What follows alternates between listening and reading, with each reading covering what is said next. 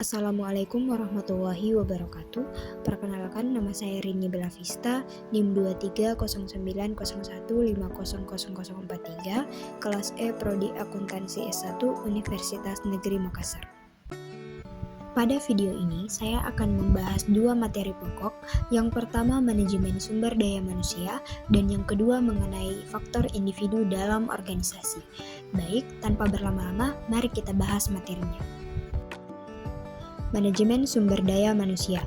Manajemen sumber daya manusia atau MSDM adalah personal management the planning, organizing, directing, and controlling pada kegiatan-kegiatan pengadaan, pengembangan, pemberian kompensasi, pengintegrasian, pemeliharaan karyawan atau pegawai agar tercapai tujuan individu, organisasi, dan masyarakat.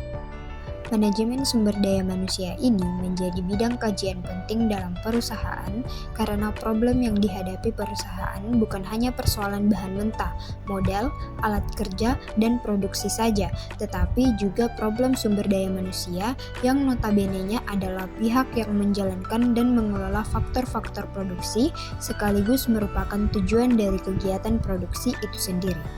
Nah, berikut beberapa alasan mengapa MSDM itu penting.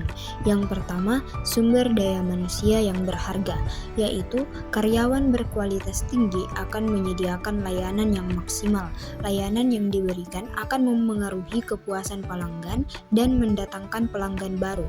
Yang kedua, sumber daya manusia tidak dapat ditiru, yaitu sumber daya manusia yang memiliki kemampuan, kompeten, dan keahlian tinggi sulit untuk ditiru.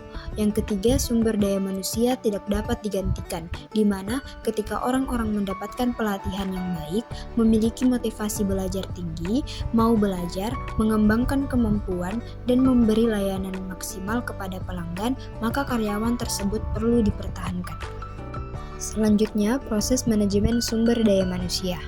Nah, secara garis besar, proses manajemen sumber daya manusia dibagi ke dalam 5 fungsi utama yang terdiri dari 1. Perencanaan sumber daya manusia, yang kedua penyedia sumber daya manusia, yang ketiga pengembangan sumber daya manusia, yang keempat pemeliharaan tenaga kerja, dan yang kelima pemanfaatan sumber daya manusia. Berikut ini teman-teman dapat melihat contoh studi kasus dari manajemen sumber daya manusia. Saya mengambil contoh studi kasus dengan judul penyimpangan fungsi operasional MSDM, yaitu dari rekrutmen hingga pemutusan hubungan kerja yang dilakukan oleh suatu perusahaan. Materi pembahasan pokok kedua, yaitu faktor individu dalam organisasi. Nah, faktor individu dalam organisasi itu ada 3. Yang pertama, faktor psikologis adalah suatu kesepakatan tak tertulis yang ketika seorang bergabung dengan sebuah organisasi atau ketika tenaga kerja bergabung dengan perusahaan. Kesepakatan tidak tertulis itu adalah bahwa secara psikologis tenaga kerja tersebut akan memberikan hal yang terbaik yang dimilikinya untuk organisasi di mana dia bergabung. Yang kedua, ada kesesuaian tenaga kerja yang dibutuhkan perusahaan. Dalam kenyataannya, perusahaan tidak pernah mendapatkan tenaga kerja yang benar sesuai dengan kriterianya. Oleh karena itu, perusahaan mengadakan proses seleksi yang dilaksanakan begitu ketat, tetap saja mempunyai keterbatasan dalam mendapatkan orang yang benar-benar tepat, serta terjadinya perubahan di lingkungan organisasi. Yang ketiga, ada keragaman individu dalam organisasi. Nah, keragaman individu dalam organisasi adalah manusia ditakdirkan tidak sama, baik dari tata belakang biologisnya, latar belakang pendidikan, hingga berbagai faktor yang memengaruhi karakteristik setiap individu tenaga kerja. Berikut pendekatan-pendekatan memahami perilaku individu organisasi.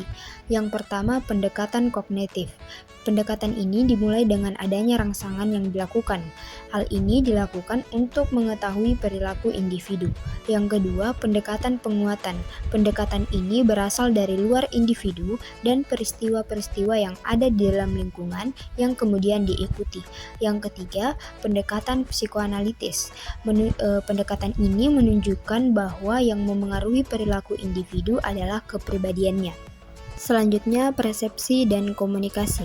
Secara etimologi, persepsi berasal dari bahasa Latin yang berarti menerima atau mengambil.